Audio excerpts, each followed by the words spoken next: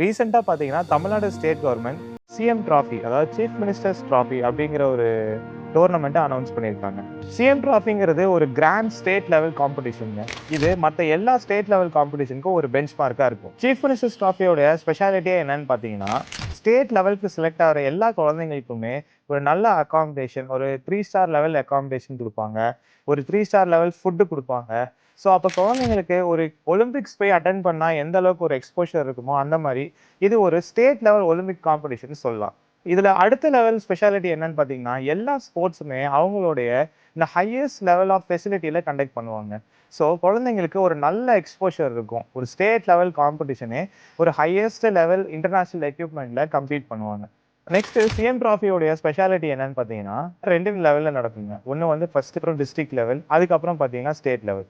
So இப்போ ஒரு சில ஸ்போர்ட்ஸ் வந்து இந்த மாரி லெவல்ல நடத்துறாங்க. இதே ஒரு சில ஸ்போர்ட்ஸ் வந்து டைரக்ட் ஸ்டேட் லெவல்.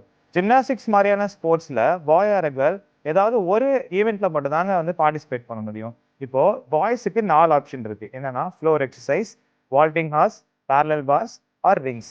இந்த 4 ஈவென்ட்ல இருந்து ஏதாவது ஒரு ஈவென்ட்ல அவர் கம்ப்ளீட் பண்ணலாம். இப்போ கேர்ள்ஸ் எடுத்துட்டீங்கன்னா அவங்களுக்கு அவங்களுடைய 4 அப்பாரட்டஸ்மே இருக்கு. அதுல இருந்து ஏதாவது ஒண்ணு வந்து அவங்க கம்ப்ளீட் பண்ணலாம். ஜிம்னாஸ்டிக்ஸ்ல பார்த்தீங்கன்னா 2 விதமான ஏஜ் கேட்டகரிஸ் இருக்கு. ஒண்ணு வந்து ஸ்கூல் லெவல், இன்னொன்னு வந்து காலேஜ் லெவல்.